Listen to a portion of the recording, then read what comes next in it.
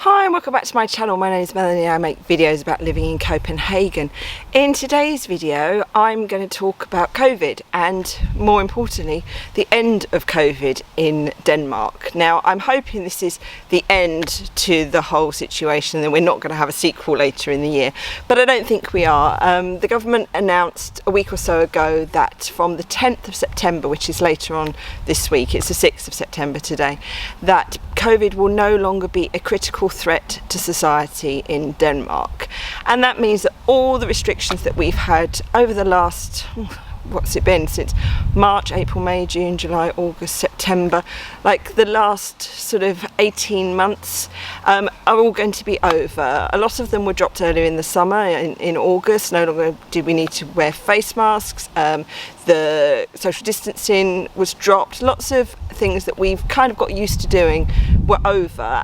From the 1st of September, we no longer needed to show our COVID passports. And in case you don't understand what a COVID passport was in Denmark, you had to show either that you had a negative test in the last 72 hours, you were fully vaccinated, or you'd had the first vaccine, or you'd had COVID during the last, I can't remember, I think it was 8 months. So no longer will you need to show those to go to the gym, to go to cafes, go to restaurants. They're still in place until the 10th if you want to go to nightclubs. Nightclubs have reopened after a very, very long time. I saw a joke somewhere, it was saying that, you know, all these young people who turned of an age where they could go to nightclubs during the pandemic are suddenly going to be able to go to nightclubs, and they're going to go, is this what it is? It seems it wasn't really worth the wait. Or maybe they'll think it's really exciting. But nevertheless, this means that COVID, or Corona as they persist in calling it here, is at an end in Denmark. Today, on the 6th of September, we are around 72 point something% of the population that are eligible for vaccines are fully vaccinated. And, you know, obviously there's a catch up with the people that have had the first vaccines.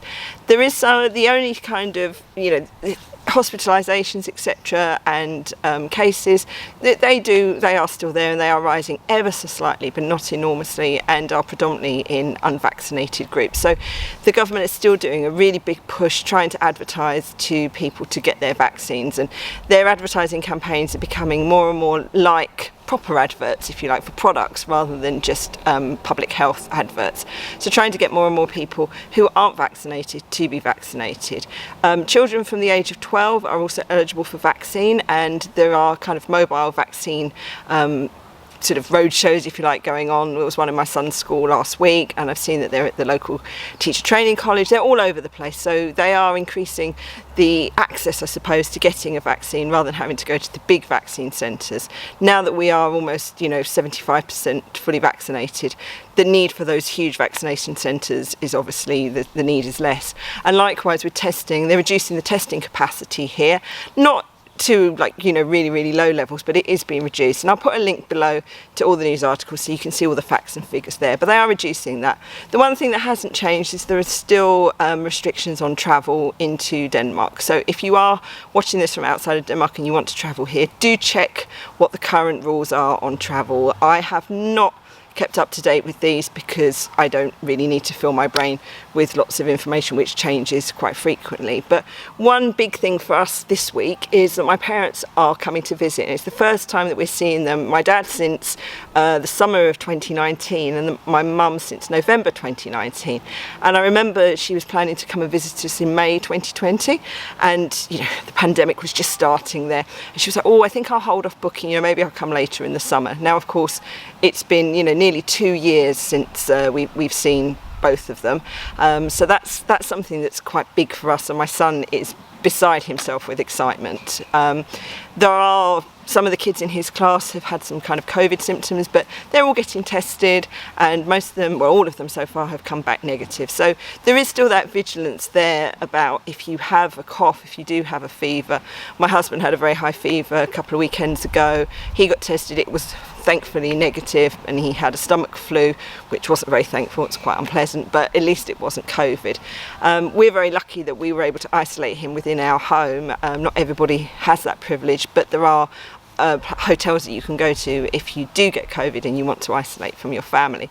But as I say, for us here in Denmark, we're being held up as kind of like the ideal of vaccination in Europe. We have very little vaccine reluctance, very high uptake of it. It's going out to 12 to 15-year-olds, which I know there is some debate still in the UK about that. And I feel very much for, you know, friends and family that I have in the UK and in the US, that whilst they are fully vaccinated, you know, things aren't going as well in their sort of community and their society as we are here. So I am yet again feeling very, very privileged and lucky that all those years ago we made a choice to move here to Denmark, where, you know, this has been handled, I think, pretty well by our Prime Minister. I think that she really has done a fantastic job here, and, you know, less said about some other Prime Ministers, the better, I think. But certainly here in Denmark, things have gone really, really well. So it is the end of COVID. I will put some links up above and down below for some of the videos I made at the beginning of COVID. I mean, 2020 has been a tough year, I think, all round. 6 months of homeschooling and home working.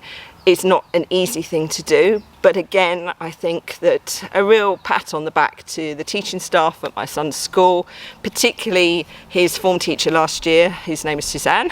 A real pat on the back for her, how she handled that, and also a pat on the back for him, how he handled it as well. I mean, he came out of the last year at primary with an absolutely amazing school report, the best school report he'd ever had, and I think that it helped him with his independence because he wasn't in the class so much. But I know it wasn't the same for everybody, but I really do think that, you know, we've gone through something that no other generation has had to go through, and fingers crossed we don't have to go through something like this again. But, you know, we're through it. It's taken its toll on people, but we're out the other side, and here's to hopefully a much smoother rest of 2021. So that's my little update, and as I say, hopefully the final COVID update I'll be making. And until next time, bye for now.